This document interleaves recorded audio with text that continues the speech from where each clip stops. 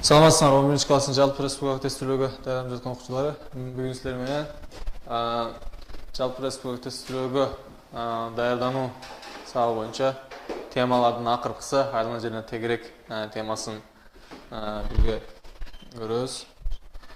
Айлана жана тегерек боюнча биринчи биз муну circle темасынын астында көрүп өткөн болчубуз. Бул жакта бизге карап өтүшүбүз керек болгон нерсе биринчи хорда. Хорда деген биз англис тилинде chord деп көргөн болчубуз. Бул жакта бул хорда. Хорда бул айлананын эки точкасын бирлештирген бир кесинди, бир сызык же болбосо бир кесинди деп алсак болот. Бул жакта өзүңөр көргөндөй А жана Б аралыгында, бул жакта көк менен көрсөтүлгөн жер хорда болуп белгиленген. Андан сырткары бул жакта О менен белгиленген, О чекити бул айлананын центри болуп белгиленген. Андан сырткары биз айлана менен байланыштуу болуп эстеп өтүшүбүз керек болгон нерсе сыртта бул жакта бир айланага жанып өткөн ар кандай сызык. Жанып өткөн дегенде бул жакта өзүңөр көргөндөй биз tangent же болбосо tangent line, англис тилинде tangent line деп өткөнбүз. Айланага тийип өткөн ар кандай сызык бул айлананын радиусун менен туташтырылганда ар дайым 90 градус болуп kesişет. Бунда билип өтүшүбүз керек. Андан сырткары айлана менен байланыштуу болгон айлананын узундугунун биз с менен көрсөтөбүз. Айлананын узундугу 2 көбөйтүлгөн пи көбөйтүлгөн радиус. Бул жакта радиуста өзүңөр билгендей андай берилген. Биз көбүнчө айлана жана тегерек боюнча байланышкан ушул үч нерсеге көбүнчө көңүл бурушубуз керек. Биринчи хорда, хордон англис тилинде chord деп берилген эстеп өтүшүбүз керек. Андан сырткары айлананын же болбосо тегеректин узундугу c барабар 2 пи r. Бул жакта радиусту өзүңөр көргөн болсо r менен берилген. Андан сырткары айлана менен жанып өткөн бир түз сызык болгондо ар дайым булар 90 градуста бири-бирине же болбосо перпендикуляр экендигин да көрүп белгилеп өтүп кетишибиз керек. Бир аз убакыт берели, силер да муну жазылсаңыздар, андан кийин айлана жана тегерек боюнча суроолорубузду чыгарып баштайлы.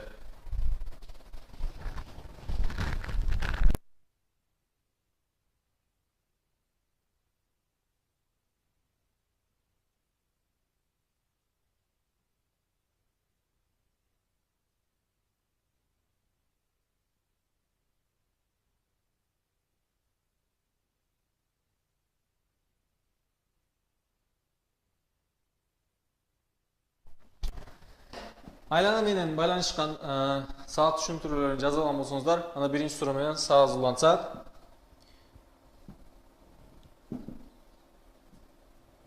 Биринчи сурообуз: эгерде айлананын диаметри 10 см жана радиусу x минус 2 болсо, анда x'ти тапкыла деп бериптир. Албетте бул жакта биздин биринчи эскерип өтүп кетишибиз керек болгон нерсе бул жакта диаметр менен радиустун бири менен байланышы. Ар дайым диаметрди латинский алфавит менен d менен көрсөтүп турган болсок, радиусту 2 барабар чоңойткондо диаметри барабар экендигин да билип өтүп кетишибиз керек. Бир аз убакыт берели, силер да бул суроону чыгарып көрүүгө аракет кылгыла.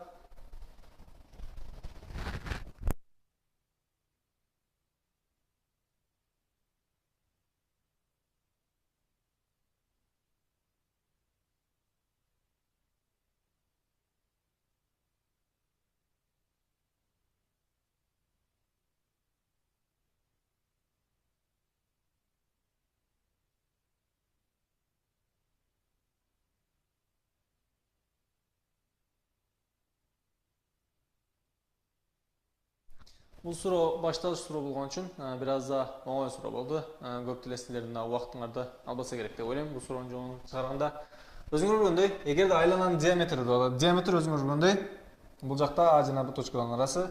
Жана диаметр 10 см болсо, анда радиусу канча болот? 10 см болуп турган болсо, 2 көбөйтүлгөн радиус, бул жактан радиустун 5 см экендигин тапсак болот.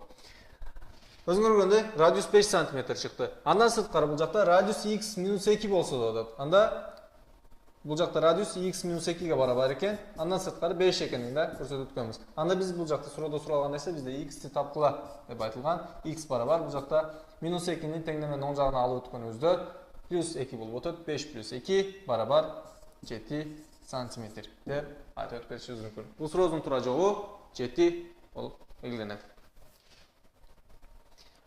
Бул биздин бүгүнкү сабагыбыздын биринчи суроосу болчу. Кийинки сурообузга көңүл бура турган болсок,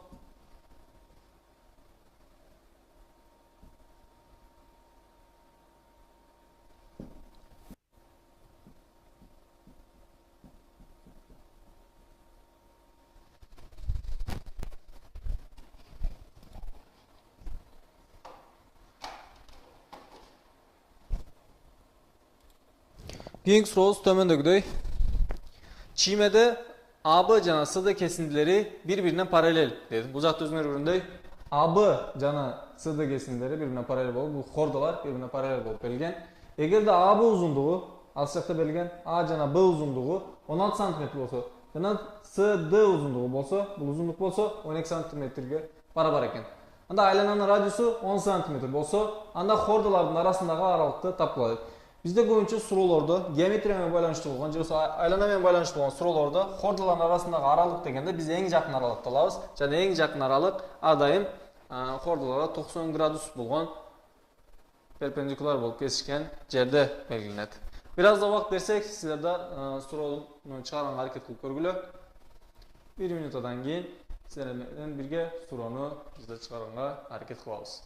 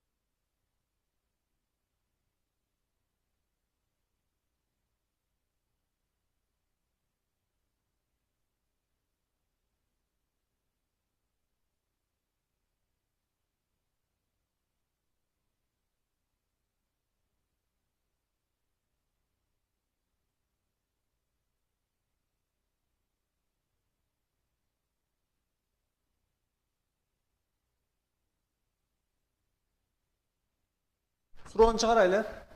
Биринчи, өзүңөр көргөндөй чиймеде AB жана CD кесиндери бири-бирине параллель деп берилиптир. Эгерде AB 16 см болсо, биз буларга бири-бирине эң жакын аралыкты табыш үчүн кичине мурда да кайталап өткөн болчу, суроо берилип жатканда буларга 90 градус болуп бири-бирин кесиш керек. Карагыла. Биз хорданы жогорудагы да астыдагы хорданы да 90 градус боюнча бири-бири менен кесиштирип алайлы. Бул жакта кошумча дагы бир информация берилет. Эгер bir center'dan çiğilgen bir linya hordanı 90 gradusta же хордаға перпендикуляр болсо, анда ал хорданы так экиге бөлөт. Анда эмесе бизге берилген информация боюнча AB 16 см болсо, бул жакта мен центрдан AB хордасына карап перпендикуляр татканда, бул жакта өзүңөр көргөндөй, анда AB хордасын так экиге бөлөт 90 градус болгондо. Анда бул жак 8, бул жагы да 8 болот. Андан сырткары CD линиясын карасак 12 болсо, анда булда так 2ге бөлгөндө 6 жана 6 кылып бөлөт. Андан сырткары бул линиянын радиусу 10 см экен. 10 см болгонуна караганда мен бул жерден бул радиуска барабар, өзүңөр көргөндөй бул 10 см. Андан сырткары бул жакты да тартып алсам болот. Бул да канчага? 10 см барабар. Себеби бул да радиус. Бул жакта Адан Ого чейин. Ал эми бизден суралган нерсе хордолордун арасындагы аралыкты тапкылайт. Хордолордун арасындагы аралык өзүңөр көргөндөй бул сызык менен белгиленген. 90 градустук же болбосо бул перпендикуляр линиянын узундугун тапсак, анда бизге суралган суроонун жообун тапкан болобуз. Ал линияны кантип тапсак болот? Мен бул точкадан O точкасынан бул жерде X деп алайын, бул жерде Y деп алайын точкасы. Анда мен бул жерде A деп алсам, өзүңөр көргөндөй 90 градус менен кесилишкенде A 6 жана 10. Анда Пифагор теоремасы аркылуу A'нын квадраты плюс 6'нын квадраты барабар 10'нын квадраты келип чыгат. Анда A квадрат плюс 36 барабар 100. Бұл жақтан a квадрат барабар 36-ны теңдемен 10 жағына алып өтуге тұрған болсақ, 100 минус 36 64 болады. Анда a барабар 8 шығады. Біз өзіңер көргендей a-ны тауып алдық. Андан сырткары biz бұл жақта y 0-дан o-дан y точкасына чейін болған ұзындықты b деп ала тұрған болсақ. Анда бұл жақ өзіңер көргендей a-дан y-ке чейін болған ұзындық 8. Анда 8-дің квадраты плюс b квадрат 8 квадрат плюс b квадрат барабар өзіңер көргендей бұл жақта 10-дің квадратына барабар болады. 10-ның квадратына. Бұл жақтан b-ны есептеп шығарғаныңызда b барабар 6 деген жауап келіп шығады. Ал енді бізден сұралған нәрсе екі хордан арасында ұзындықты қарай тұрған болсақ, a жана b болчу. Екі хордан арасында ұзындық қанда a плюс b барабар 6 плюс 8 барабар 14 деген жауап келіп шығады. Қалағандарға біраз да уақыт берейлі. Бұл сұраудың жауабын жазалсаңыздар болады. Андан кейінгі сұрауымызға өтеміз.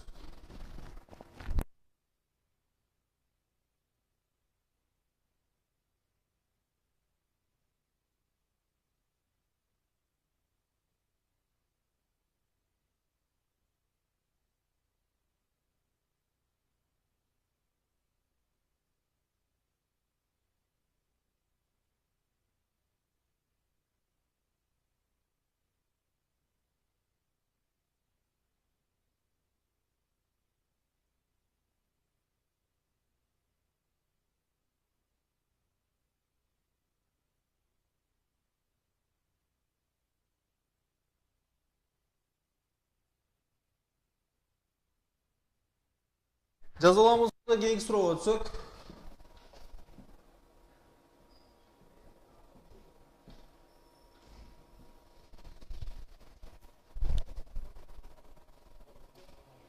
Кейінгі сұрауыз төмендегідей. Егерде AC барабар 4 см жада AB 8 см болса. Өзіңіз көргендей, A-дан тегерекке чейін болған точкабыз 8 см, ал эми A-дан B-ға чейін болған точкабыз болса 8 см болса, анда бор-бор O болған айлананың радиусын тапқыла дейді. Мұнда жасын айтқанда OC ұзындығын тапқыла деген сұрау болып жатады. Biraz уақыт берейлі, сілерге андан кейін бірге чығарайлы сұрауының жауабын.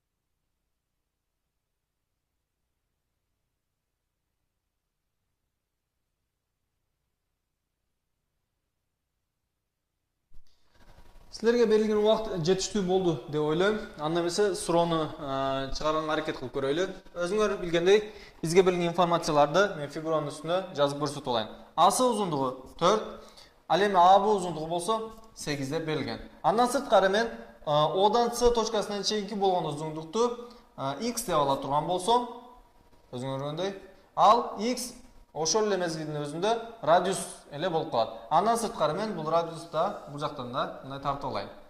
Анда өзүңөр көргөндөй биз биринчи сабактын башында айтып өткөнбүз. Бир айланага бир сызык жанып өткөндө, анда ал 90 градус болуп ар дайым кесишет деп айтып өткөнбүз. Анда эмесе бул жак 90 градус болгондо караганда бул жерде OB-нын узундугу да бул жерде радиус же болсо кичине мурда биз X деп белгилеп алган узундук болуп калат. Анда өзүңөр көргөндөй x квадрат плюс 8 квадрат барабар 4 плюс x квадратка барабар болот. Пифагор теоремасы аркылуу. Анда мен ошону эсептеп чыгарайын. Биринчи x квадрат плюс бул жактан a-нын узундугу 8-nin квадраты барабар 4 плюс x квадрат. Бул жакта мен кашыларды ачып алайын анда. x квадрат плюс 8-nin квадраты 64 барабар 4-ün квадраты 16 плюс 8x плюс x квадрат деген жооп келип чыгат. Анда эмесе мен бул жактан x квадрат менен x квадратты жөнөкөйлөтүп алсам болот. 16-ны теңдемен оң жагындагы 16-ны теңдемен сол жагына алып өтүп алсам 64 минус 16 48 barabar 8x bo'ldi. Chiqadi. Anda x barabar 6'ga degan javob kelib chiqadi. Bizden so'ralgan narsa aylananın radiusini topiladi. Biz aylananın radiusini x deb olgan bo'lamiz. Anda bizning javobimizda x barabar 6 degan javob kelib chiqadi. Sizlarga javobni yozib olishingizlar uchun biraz da vaqt beraylik. Anan keyingi so'rovga o'tamiz.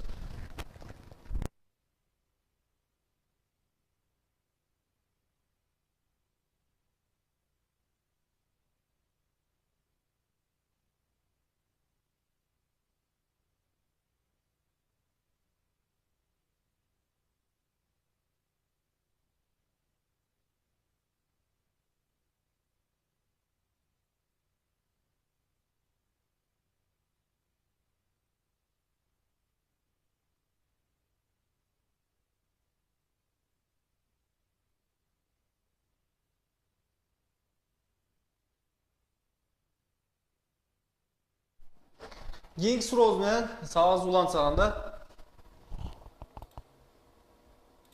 keyingi so'rovimiz tomondagidek. Çimedagi ABC uchburchlig'in perimetrin topla deb berilgan so'rov.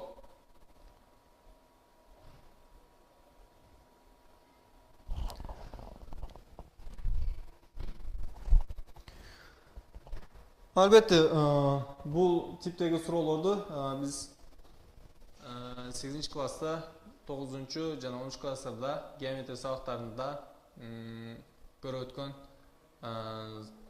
temalarimizda bor deb o'ylayman. Bu so'rovlar o'sha so'rovlarga o'xshash so'rovlardan biri. Albatta, bu tipdagi so'rovlar chiqarib жатқанда birinchi qarashingiz kerak bo'lgan narsa bu жақта bu so'rovda sizlar bilan birga chiqarib aytib o'tib ketayin. Birinchi, bu жақта har qanday ikki точканы alganingizda O точкасынан bu точкаga chayin, jana bu точкаga chayin kesishgan точкаларды alganingizda 90 gradus, bu yerda 90 gradus bo'ladi. Andan sirtqari CD менен CF birday uzunlukta bo'ladi. O'zingizga o'rnday CD ning uzunluğu 4 bo'lsa, anda CF ning uzunluğu da 4 bo'ladi. Andan sirtqari o'shunday narsa bu жақта BD jana BE uzunluqlari uchunda birday. BD uzunluğu o'zingizga o'rnday 3 cm, anda BE uzunluğu da 3 cm bo'ladi. Anan AF uzunluğunu qaray turgan bolsak 5 cm, anda mesela AE uzunluğu da 5 cm bo'lishi kerak. Bizde so'rovda so'ralgan narsa 3 burchliqning perimetrini topiladi. 3 burchliqning perimetrini qaray turgan bolsak 5 plus 3 3 plus 4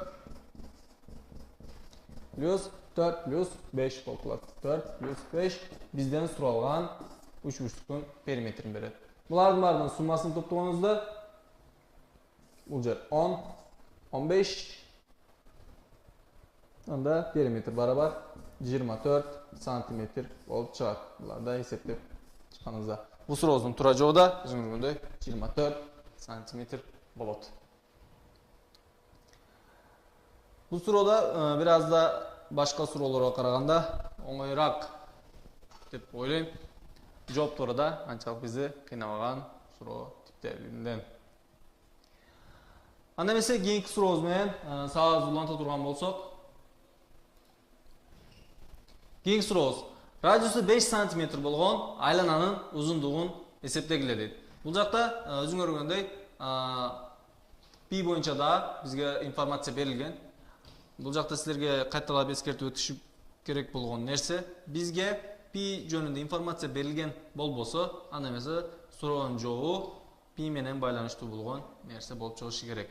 Albatta bizde bu so'rovda pi bilan baylanishgan informatsiya berilgan 3,114 degan. Albatta, anda mesela bu so'rovning javobida pi bilan baylanishgan bir javob bo'lishi kerak. Variantlardan o'zingizlar ko'rib turgan bo'lsangiz kerak. Biraz da vaqt beraylik, andan keyin so'rovni chiqaraylik.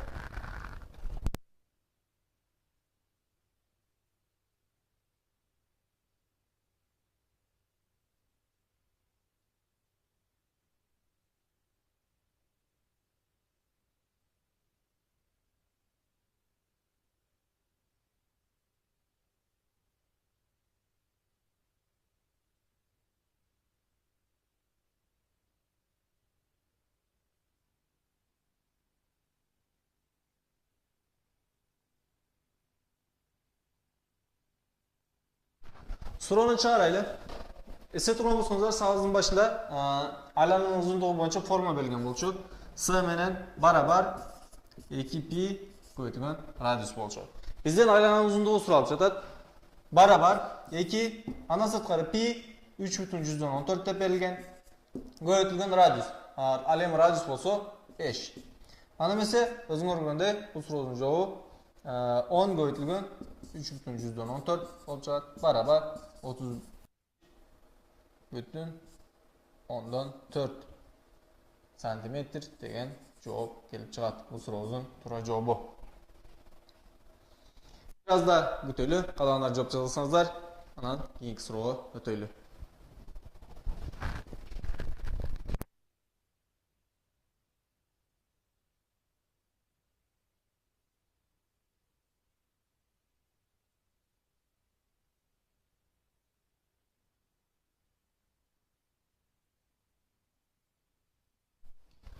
Кийинки сурообузга өтө турган болсок, радиустары 10 см жана 4 см болгон дөңгөлөктөр төмөнкү сүрөттө көрсөтүлгөндөй байланышкан. Эгерде чоң дөңгөлөк 2 айлануу жасаса, анда кичинекей дөңгөлөк канча айлануу жасайт деп берилген суроо.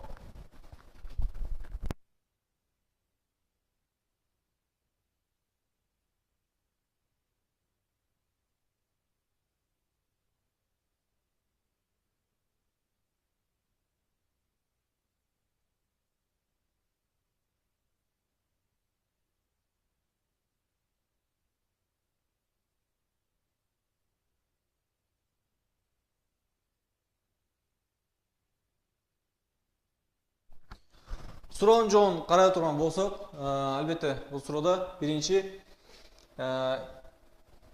эки айлананын тең узундуктарын таап алышыбыз керек. Биз биринчи айлананын узундугун таба турган болсок, биринчи айлананын узундугу барабар 2 көбөйтүлгөн радиусу 10 болчу. Анда биринчи айлананын узундугу 20 пи. Ал эми экинчи айлананын узундугун таба турган болсок, экинчи айлананын узундугу barabar 2 pi radius. Бул жакта 2 көбөйтүлгөн радиусу 4 barabar 8 pi. Өзүңөр көргөндөй биринчи айлана 2 жолу айланганда канча узундук болот? Биринчи жолу 2 жолу айланса эгер, анда эмесе 40 pi болуп чыгат. Себеби 2 жолу айланганда 40 pi болот. Ал эми бул 40 pi болгондо, бул 40 pi боюнча айланганда бул канча жолу айланыш керек? Барабар x көбөйтүлгөн 8 pi болуш керек. Анда эмесе бул убактында x'ти тапканыбызда x барабар 5 болуп чыгат. Өзүңөр көргөндөй чоң айлана 2 жолу айланганда, кичүү айлана же болсо радиусу 4 болгон айлана, 4 см болгон айлана 5 жолу айланат экен. Же болсо оңойраак кылып бул суроону чыгара турган болсок, формулаларды аралаштырбай, бул жакта 2 жолу чоң айлана 2 жолу айланганда 20 болсо, барабар кичүүсү x көбөйтүлгөн 4 радиусу. Өзүңөр көргөндөй. Анда эмесе бул жактында x барабар 5 деп айтып өтүп кетишибиз мүмкүн. Калагандар бул суроонда жообун жазсаңыздар, андан кийинки суроого өтсөк биз да.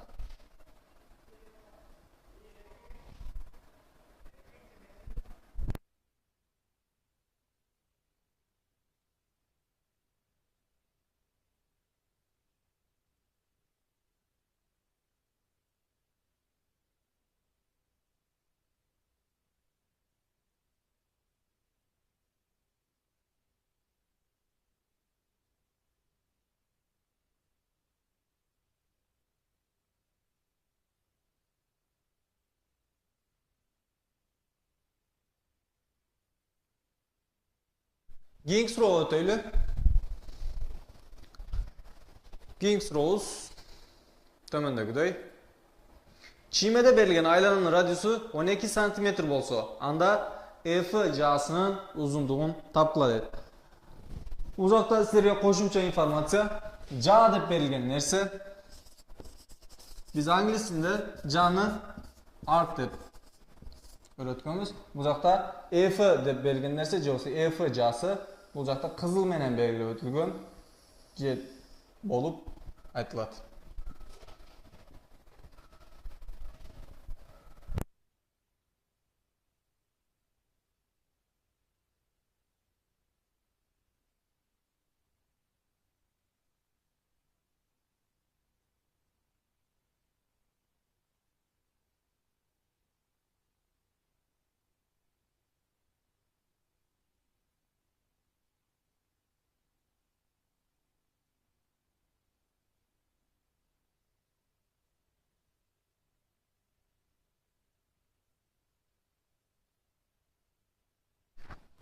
Bu so'rovda chiqaraylik. Birinchi chimada berilgan aylanmaning radiusi 12 cm ekan. Alemi anda F jasın uzunluğun taşıyız gerek. Biz bunu tanıtkanda proporsiyonu kolduğunu tapsak özü üçün de oңайыраак болот деп ойлойм. Себеп башка жол менен өткөндө biz jaga байланыштуу болгон формулаларды жатка билишибиz керек. Албетте biz birinchi bizge berilgen aylananın uzunluğunu табайлы. Aylananın uzunluğu barabar 2 көбөйтүлгөн pi көбөйтүлгөн радиус. Радиус канча болчу? 12. Анда эмесе бул айлананын узундугу 24 пиге барабар экен. Ал эми бизден суралган нерсе бул жакта 24 пи общий бул толугу менен караганда 360 градуска тийшелүү болгон узундук. Ал эми бизден суралган нерсе 24 пи 360 градуска тийшелүү болгон узундук болсо, биз 60 градуска гана тийшелүү болгон узундукту табышыбыз керек. Анда мен аны x деп ала турган болсом, пропорция аркылуу тапканыбызда өзгөргөндөй 60 көбөйтүлгөн 24 пи барабар 360 көбөйтүлгөн x алганыбызда 60 менен 360 бири-бирине кыскартат. Бул жакта өзгөргөндөй 6 гана калат. Анда эмесе бул жакта x барабар 4 пи болуп чыгат. Өзгөргөндөй бул сурообуздун туура жообу 4 пи. Бизден суралган f узундугу. Калганда болсо бул суроонда жообун жаза алсаңыздар болот.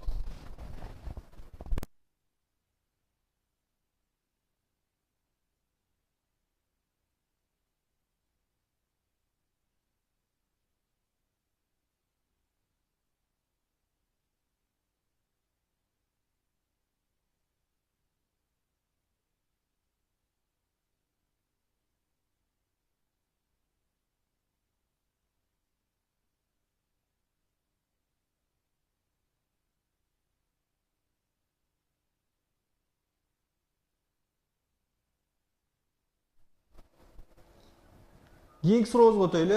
Мындан кийинки сурообуз бүгүнкү сабактын биринчи бөлүгүнүн акыркы суроосу болуп эсептелинет. Андан кийин биринчи бөлүктөн кийин 5 мүнөттүк тыныгуу беребиз. Экинчи бөлүккө чейин.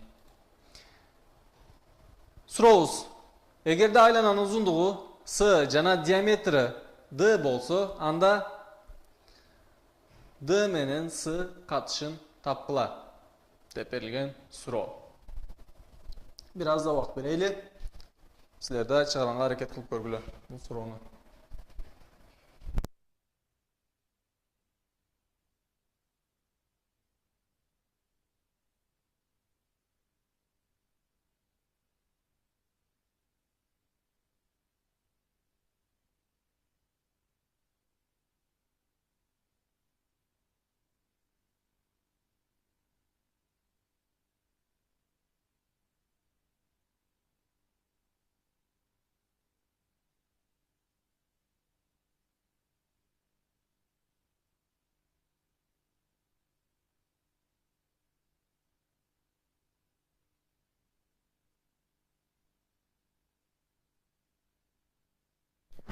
Suroobузду чыгарганга аракет кылып көрөлү. Биринчи, эгерде айлананын узундугу s болсо, биз s-ны жазып ала турган болсок, барабар 2 p жана радиус. Ал эми диаметри d болсо, биз диаметрди да жазып ала турган болсок, диаметри эмне болчу? Радиустон 2 эсе чоң болчу. Бизге s менен d-нын катышын тапкыла деп берилген суроо. Анда эмесе бул экөөнүн катышын бул жактан таба ала турган болсок, 2 менен 2 радиус менен жана радиус менен жөнөкөйлөтөт. Өзүңөрдөй суроодун туура жообу пи болуп чыгат. Албетте, бул биздин бүгүнкү жалпы ырыстык тестилөөгө даярдануу сабагынын биринчи бөлүгүнүн акыркы суроосу болчу. Мындан кийин силер менен бир 10 мүнөттүк тынуу берсек, 10 мүнөттөн кийин кайрадан сабагыбызды улантабыз. Экинчи бөлүк, сабагыбыздын экинчи бөлүгүндө көрүшкөнчө.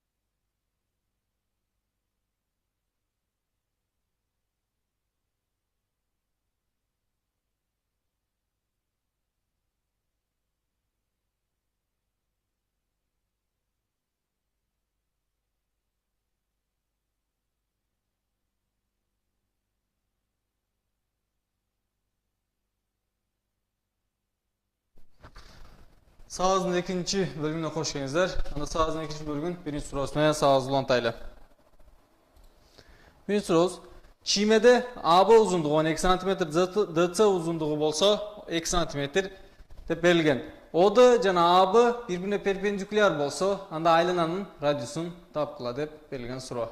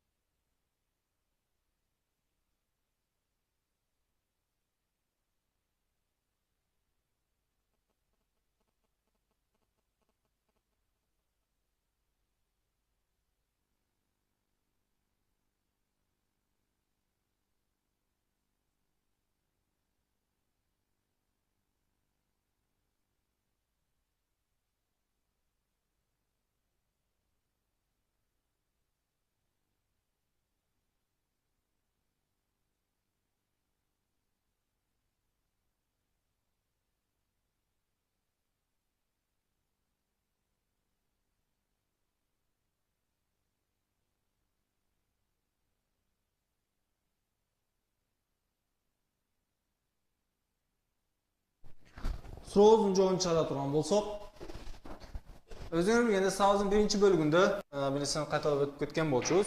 Эгерде бул жакта центрдан хордага чейин 90 градустук bir перпендикуляр чилгенде, анда ал хорданы так 2ге бөлөт деп айтып өткөн болчубуз. Өзүңөр бул градус 90 градус болсо, бул 2 градуста 90 градустан болушу керек.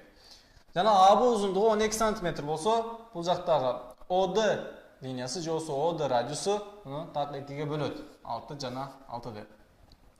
Андан сырткары СД узундугу же болсо бул точкадан Дга чейин болгон узундук 2 см экен. Ал эми биз Одан Сга чейин болгон узундукту X деп ала турган болсок, бизден суралган нерсе айлананын радиусу дейт. Айлананын радиусу мен ОА узундугу менен белгилеп алайын. Бул радиусту өзүңөр көргөндөй ОА узундугу ОД узундугуна барабар. ОД узундугу өзүңөр көргөндөй X плюс 2 деп жазалсак болот. X плюс 2. Анда биз бул жактан X плюс 2'nin чоңдугун табышыбыз керек. Бул жакта бизде өзүңөр көргөндөй мен бул 3 бурчтукту кайрадан тартып алайын. Чоңураак кылып тартып алганда ал 3 бурчтукту бул жер 90 градус. Бул жердин узундугу X, бул жердин узундугу 6. Ал эми бул узундук болсо ОА, бул жер С дейли. ОА узундугу болсо X плюс 2. Өзүңөр көргөндөй бул жакта Пифагор теоремасы аркылуу мен X'и таап алышым мүмкүн. Анда X квадрат плюс 6'нын квадраты барабар X плюс 2'нин квадраты. Бул жакта көбүнчө кылган катабыз ушул X плюс 2'ни каршынын ичинде албай, түздөн түз квадрат деп жазылган кездер болот. X'ин квадраты плюс 2'нин квадраты деп башка кылып, бул жакта көпчүлүктүн кылган катасы ушул жерде. Биз бул катаны кулланганга аракет кылайлы. Суроозду чыгарганга уланта турган болсок, X квадрат плюс 6'нын квадраты барабар X квадрат плюс 4X плюс 4. Бул жакта X квадрат менен X квадрат бири-бирин жөнөкөй өтөт.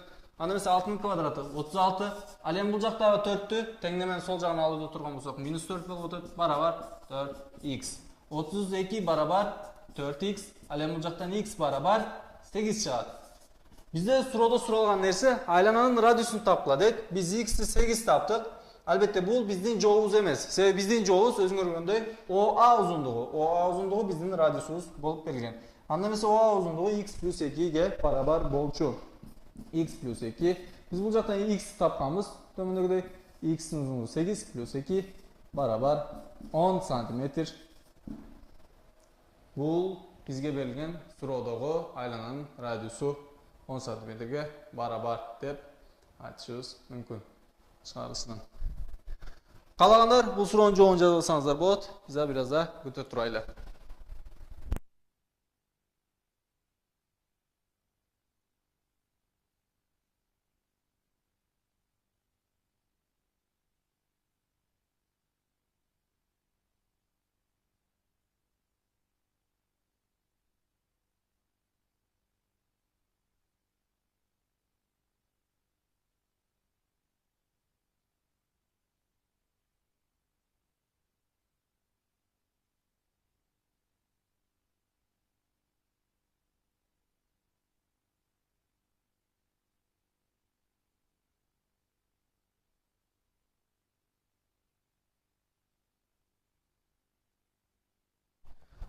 Сұраудың жауабын жазып алған болсаңыздар, кейінгі сұрауға өтсек. Кейінгі сұрауымыз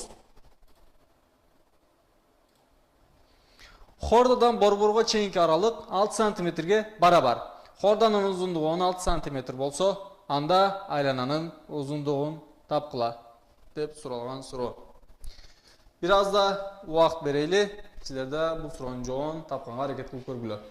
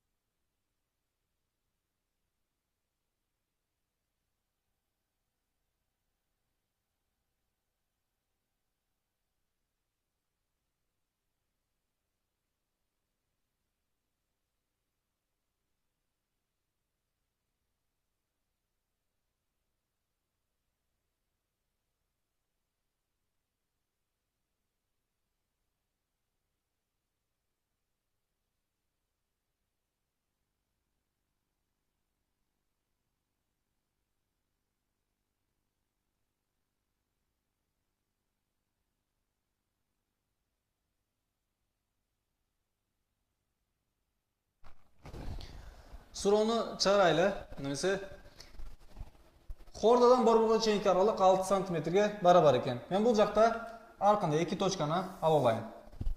Бұл біздің хордамыз болсын. А жана Б менен белгілеп алайық. Бұл хорданы борборға чейінгі болған аралық 6 сантиметр екен. Мен борборға чейінгі болған аралықты бұл жерде 6 менен белгілеп алайын. Ал эми хорданын ұзындығы 16 сантиметрге барабар. Албетте бұл жақта хордадан борборға чейінгі аралық дегенде ең қысқа аралық беріледі. Ең қысқа аралық албетте борбордан перпендикуляр болып түшкен bir сызық болып есептелінеді. 90 градус болып. Анда ал хордан 90 градус болса тағы 2-ге бөледі. Анда 16 сантиметрден 8 жана 8 болады. Бұл жақта мен борбордан O точкасынан A точкасына шейін болған ұзындықты же болса радиусты таба алышым мүмкін. Анда радиустың квадраты барабар 6-ның квадраты плюс 8-ның квадраты.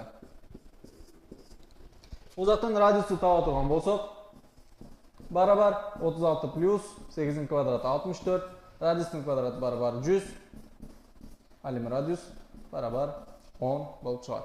Біз радиусты 10 екендігін таптық. Албетте сұрауда бізде сұралған нәрсе айлананың ұзындығы сұралып жатыр. Айлананың ұзындығының формуласы өзіңізгендей 2 пи көбейтілген радиус. Барабар 2 көбейтілген пи көбейтілген радиус 10 болчу, барабар 20 пи. Бізге берілген айлананың ұзындығының жауабы 20 пиге барабар. Өзіңіз көріп өткендей. Сұраудың жауабын жазып алсаңыздар, кейінгі сұрауға өтеміз.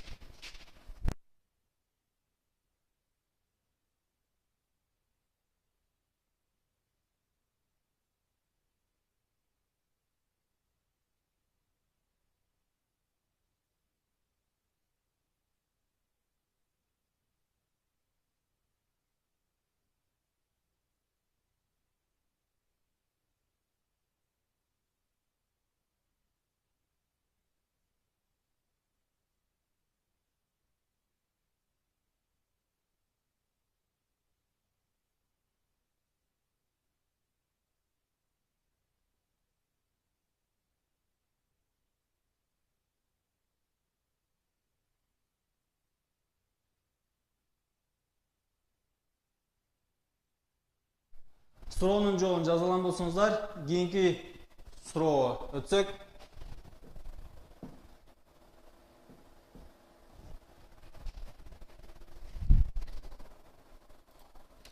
Keyingi suroos төмөндөгүдөй. Эгерде бизге берилген бул фигурада CD узундугу 30 см болсо, ал эми DE узундугу 6 см болсо, DE өзүңөр көргөндөй CD-нын үстүндөгү бир кесинди. Жана AB менен DC линиялар бири-бирине перпендикуляр болсо, анда AB кесиндисинин узундугун тапкыла дейт. AB кесиндиси же болсо AB хордасын узундугу деп айтып өтсөк деле болот. Бир аз да убакыт берели, андан кийин суроону чыгарабыз.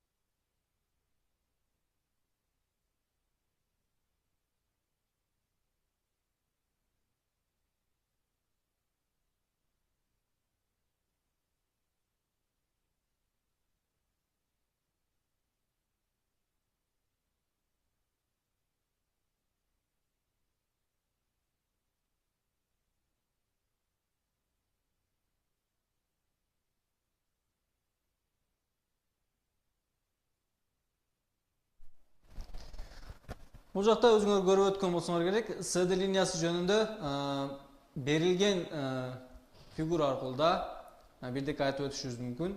Бизде центрдан өткөн же болбосо O точкасынан өткөн ар кандай сызык айлананын эки четин биргелештирип жатса, жана бул биргелештирген сызык O чекитинен өтүп жатса, аны эмесе биз ал сызыкты диаметр деп да айтып өтүшүбүз мүмкүн. Себеби диаметрден башка эч кайсы сызык бул жакта O точкасынан же болбосо айлананын центринен эч качан өтпөйт.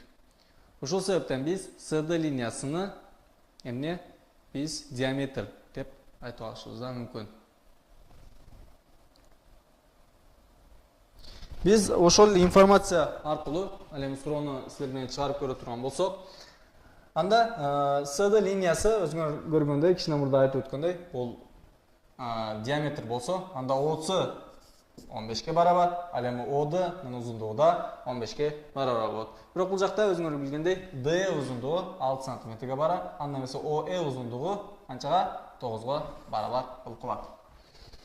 Ал эми AB менен CD да бири-бирине перпендикуляр экен. Анда мен бул жактан 90 градуста чыгып алсам болот. Анда эмесе AB-нын узундугун тапкыла деп берилген суроо. Албетте муну табыш үчүн бул жактан кандай мен O'дан A'га чейин да кайра бир линия тартуулайм. O'дан A'га чейин кеткен бул радиус менен барабар. Радиусубуз канчага барабар болчу? 30дан көргөндөй эле, ал да 15ке барабар болчу. Ал эми OE 9 болсо, ал эми AE'ни биз x деп алайлы. Мен бул жерден x'ти таап алайын. Өзүңөр көргөндөй, бул жер 90 градус болсо, бул жерде 90 градус болот. Пифагор теоремасы аркылуу мен x'ти таап алсам болот.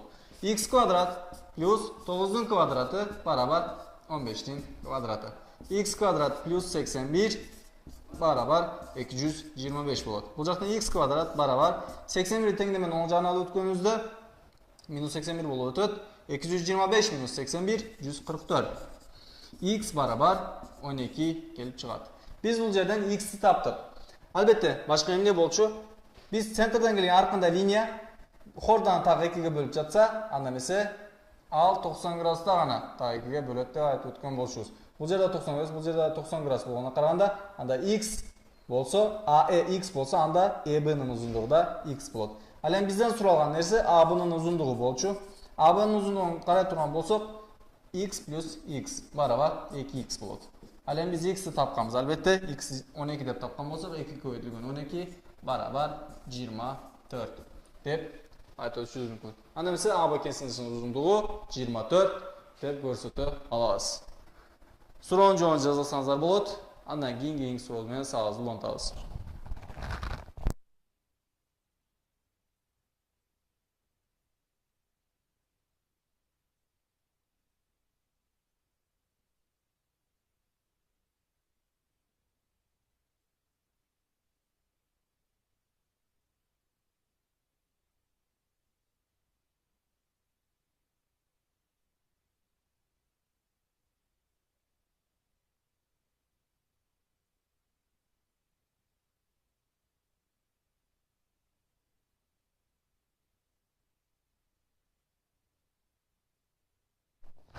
Суроонун жообун жазылган болсоңуздар, кийинки сурообузга өтсөк.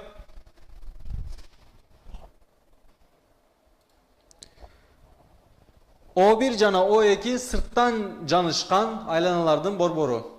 Өзүңөр көргөндөй, бул жакта биринчи айлананын центр O1, ал эми экинчисиники болсо O2 деп эки айлананын борборлору берилген. Эгерде айланалардын узундуктарынын суммасы 10 сантиметр болсо, анда AB кесиндисинин узундугун тапкыла. Же болбосо эки айлананын диаметрларынын суммасы деп айтып өткөнсек де болот. Себеби AB кесиндисин карай турган болсоңор, эки айлананын диаметрларынын суммасына барабар.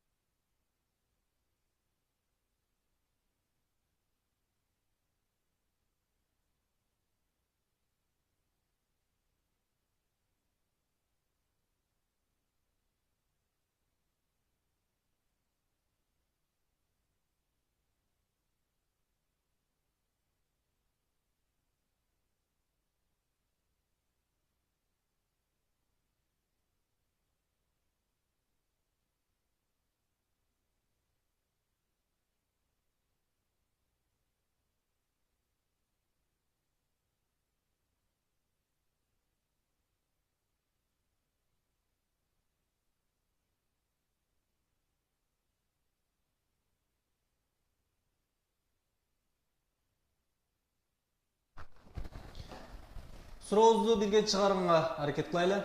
Өзүңөр көргөндөй, O1 жана O2 сырттан жанышкан айланалардын борбору. Эгерде айланалардын узундуктарынын суммасы 10 пи болсо, мен биринчи айлананын узундугун таап алайын. Биринчи айлананын узундугун S1 деп белгилеп алсам, 2 пи, анан радиусу канча болчу? Радиусун R1 деп алайын. Ал эми экинчи айлананын S2 деп алсам, анын экинчи айлананын узундугу 2 пи, ал эми радиусу R2 деп алайын. Ошол экөөнүн суммасы S1 менен S2'nin суммасын карай турган болсок, S1 плюс S2 барабар 2P радиус 1 плюс 2P радиус 2.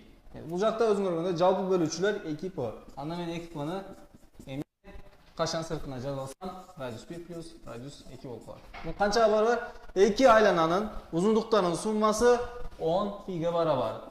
10 пи. Бул жакта пи менен пи жана O менен 10 кыскартканда биринчи айлананын радиусу менен экинчи айлананын радиусунун суммасы барабар 5 болот экен. Ал эми бизден суралган нерсе болсо, ушул эки айлананын радиусунун суммаларын 2 эсе көп, же болбосо ушул эки айлананын эмнеси диаметрларынын суммасы. Себеби диаметрдин суммасын дешинин себеби Адан Бга чейин карап турган болсоңуздар, экөөнүн диаметринин суммасы. Анда мен радиус 1 менен радиус 2'nin менен чыккан нерсе, бул жер радиус 1, радиус 2 деп алайлы, бул жер радиус 1. Ушул экөөнүн суммасын гана таптым. Албетте мен аны 2ге көбөйтсөм, менден суралган нерсе AB кесиндисинин узундугун таап алган болом. Анда эмесе 2 көбөйтүлгөн радиус 1 плюс радиус 2 барабар канча болуп калат? 2 көбөйтүлгөн 5ке барабар болот, барабар 10 чыгат. Бул суроодун туура жообу 10 сантиметр болот. Каламдар болсо, бул суроонун дагы жообун жазылсаңыздар.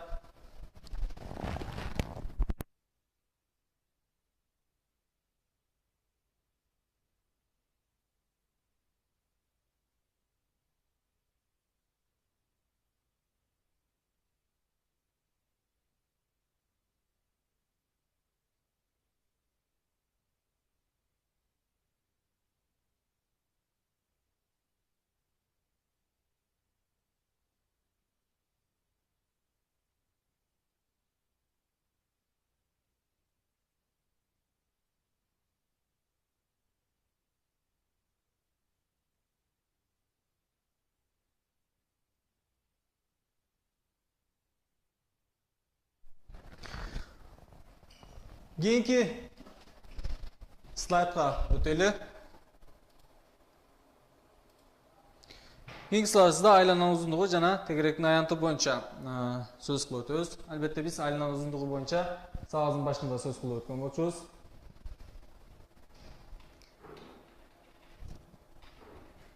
Bu jaktan aylanan uzunluğu S barabar 2 boyutuna pi boyutundan bu jakta aylanan uzunluğunda radius berilgan radiusu bolçu.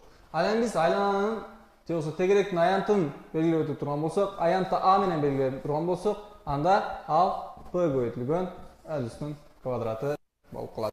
Albatta bu bizning aylananın indisi ayantının formulasi. P boyutlugан radiusning kvadrati deb belgilangan so'roq. Biz bular jönündə bundan buradaki sabaqlarımızda da söz qilib o'tgan olacağız. Özüňөр görgөндөй, көптеле силер билбеген нерседе жок деп ойлойм. Айланын узунлугу жана тегеректин аянты боюнча. Анда эмесе биз биринчи суроо менен тегеректин аянтынын карап өтөлү. Диаметри 16 см болгон айлана менен чектелген тегеректин аянтын тапкыла дейт.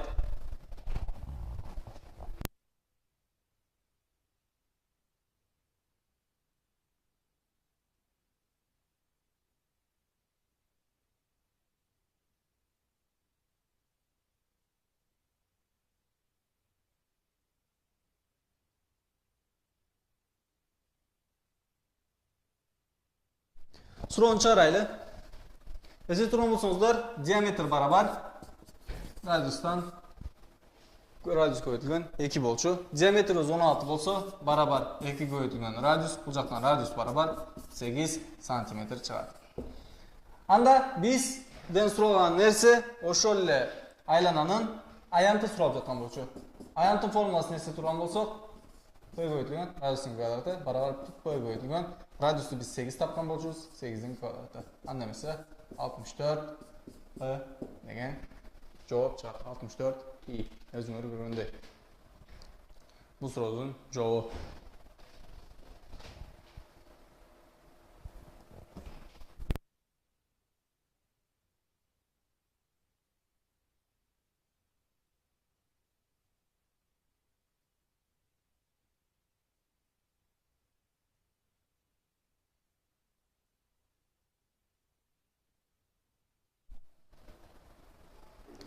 Keyingi suroğuzga köpüp bura turgan bolsak, bu suronda joon жазылган bolsoňuzlar. Aylananın uzunluğu 18 pi bolsa, anda aylana menen çektelgen tegerektin ayantını tapkıla deyt. Kiçine murdağı, je bolsa bir murdağı suroğa karaganda biraz daha ogurlaştırılgan suroo.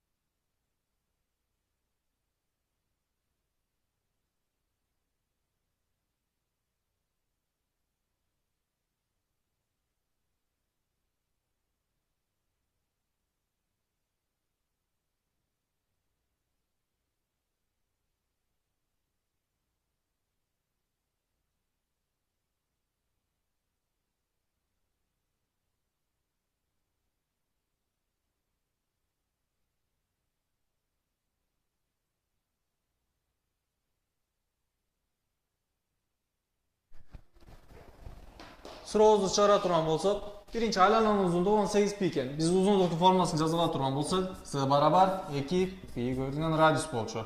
Barabar 18 pi dep berilgen bizge. Aylananın uzunluğu 2 pi köpötülgen radius dep ala turgan bolsak, bu jakta pi menen pi birbirine kıskартса, radius barabar 9 degen жооп kelip чыгат. Ал эми бизден ушул радиусу 9га барабар болгон bir aylananын аянты суралып жатат. Анда эмесе aylananın ayanты формуласын жазсак, pi көбөйтүлгөн радиустун квадраты барабар pi көбөйтүлгөн радиус өзүңөр көргөндөй 9 чыкты. 9'dun kvadraты барабар 81 pi. Биздин сурообуздун же болбосо бул суроонун туура жообу 81 Б.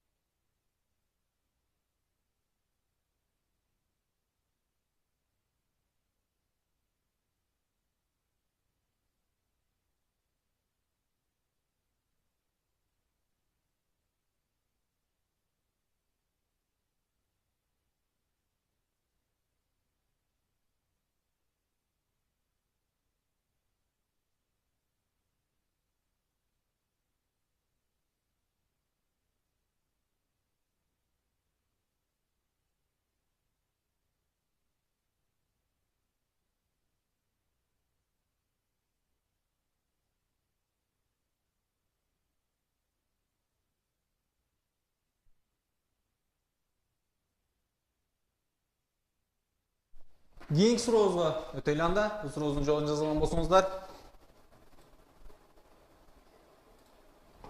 Тик бурчтуу 3 бурчтуктун катеттери 3 см жана 5 см болсо, сырттан сызылган айлана менен чектелген тегеректин аянтын тапкыла деп берилген суроо.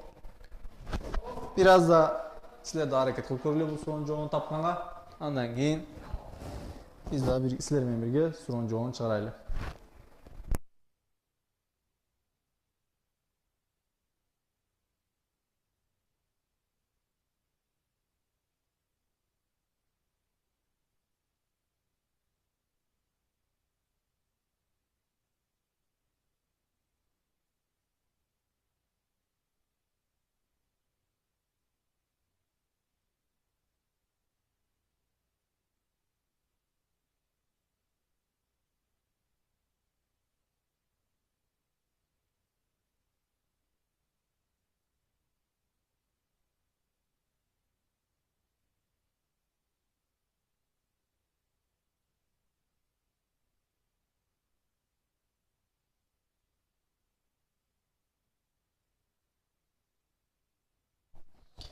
Сурообуздун жообун чыгара турган болсок, биринчи тик бурчтуу 3 бурчтуктун катеттери 3 см жана 5 см болсо, сырттан сызылган айлана менен чектелген тегеректин аянты тапкыла деп берилген суроо. Биринчи мен 3 бурчтуктуу айлананы тартып алайын. Мунун катеттери тик бурчтуу деп берилген экен. Биринчи 3 бурчтук катеттери болсо 3 см жана 5 см барабар экен. Мен сырттан сызылган айлана менен дейт. Сырттан сызылган айлана болсо, анда мунун 3 бурчун тең ал айлана камтышы керек. Мындай болуп чийилгенде, бул 3 бурчтуктун диаметри, бул айлананын диаметри бул 3 бурчтуктун гипотенузасы менен бирдей болуп калат. Мен бул 3 бурчтуктун гипотенузасын таба турган болсом, 3-түн квадраты плюс 5-тин квадраты барабар x квадрат. Гипотенузаны x деп ала турган болсом. Анда эмесе, бул жакта x квадрат барабар 34 чыгат. Ал эми x-ти карай турган болсок, тамырдын ичинде 34 чыгат. Анда бул гипотенузанын узундугу тамырдын ичинде 34. А бизден болсо, бул тегеректин аянты суралып жатат. Бул тегеректин аянтын кантип болот? Бул жакта өзүңөр көргөндөй, гипотенуза мага берилген тегеректин эмнеси? Диаметри. Диаметр канчага? Тамыр 34-кө барабар экен. Албетте мен булардын ичинен радиусун табышым керек болсо, диаметр 2 көбөйтүлгөн радиус менен бирдей. Анда эмесе радиус барабар тамыр 34 бөлүнгөн 2 деп айтып алсак болот. Анда мен тегеректин аянтын таап алсам болот. Тегеректин аянты барабар пи көбөйтүлгөн радиустун квадраты. Менде радиус болсо тамыр 34 бөлүнгөн 2-нин квадраты деп берилген. Анда муну эсептеп чыгара турган болсок, пи көбөйтүлгөн тамыр 34-түн квадраты 34 болот, ал эми 2-нин квадраты 4 болот. Буларды жөнөкөйлөтүп алганыбызда барабар 17 пи бөлүнгөн 2 деген жооп келип чыгат. Бул сурообуздун жообу. Силер да бул суроонун жообун жаза алсаңыздар, өзүңөргө пайдалуу болот деп ойлойм. Мен да бир аз силерди күтө турайын.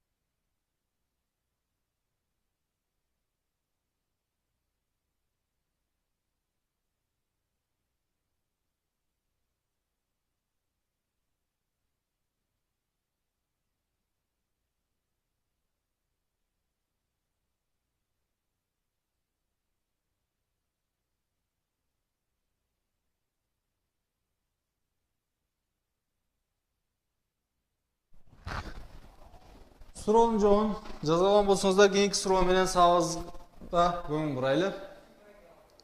Кийинки сурообуз: борбору O1 жана O2 болгон айланалар А чекитинде жанышат. Чоң айлананын радиусу 4 см болсо, анда боелгон аянтты тапкыла деп айтылган суроо.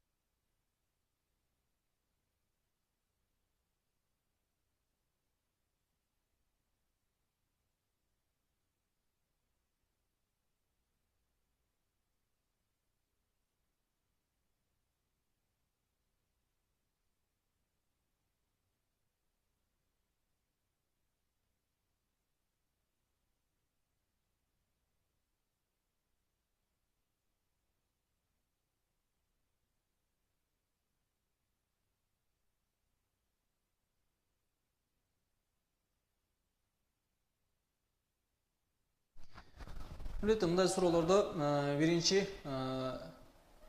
өзүнүн фигурада берилген, фигурага байланыштуу же болбосо фигурага карап да сурообуз боюнча да кичине информацияга да ээ болсок болот. Бул суроодо биз биринчи чоң айлананын аянтын таап алып, андан кийин кичүү айлананын аянтын кемитсек, бизге боелгон айлананын аянты келип чыгат.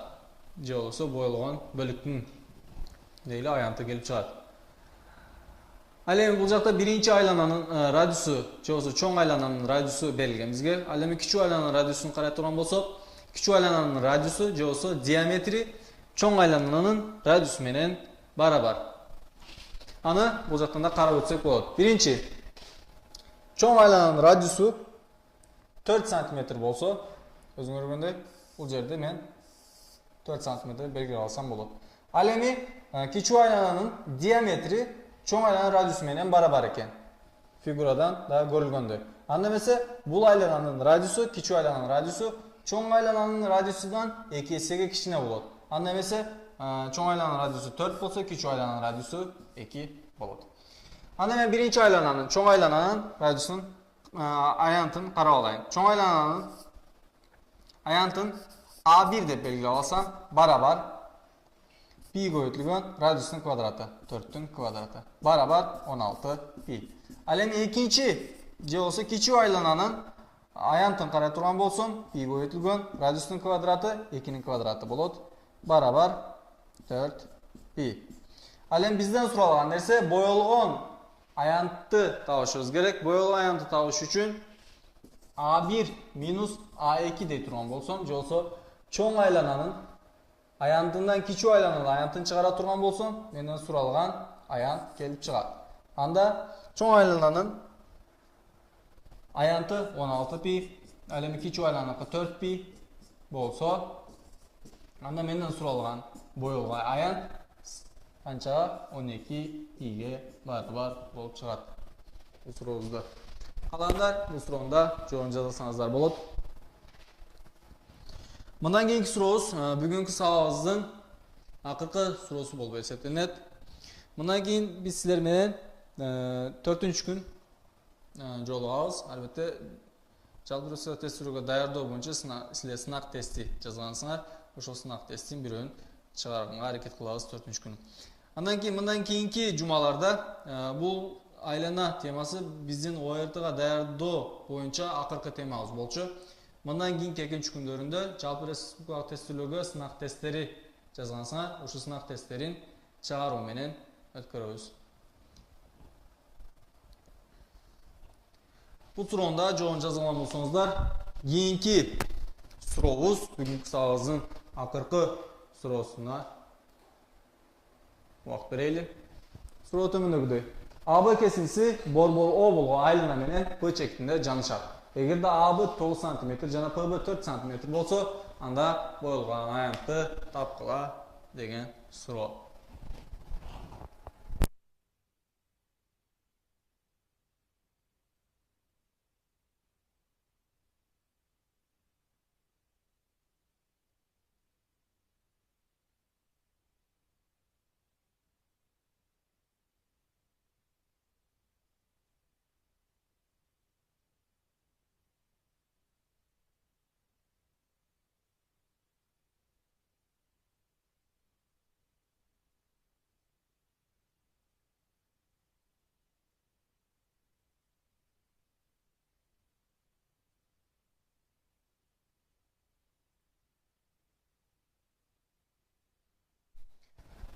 Өзүңөр көргөндөй, биз бул суроондо пропорция жардамы менен чыгарсак болот. Биринчи биз чоң айлананын же болбосо айлананын аянтын таба турган болсок, ал айлананын аянты 360 градуска тийишелүү болгон бардык жерди камтыйт.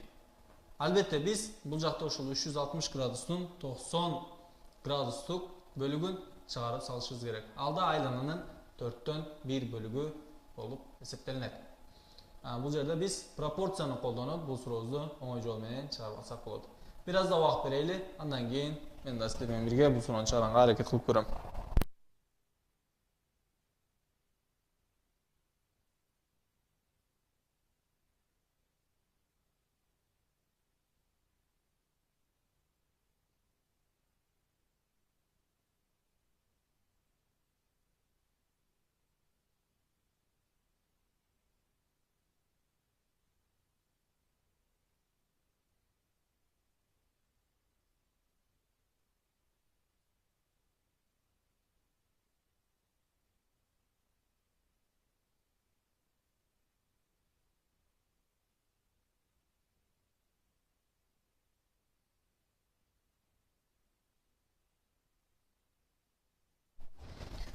Суроonu чыгарайлы.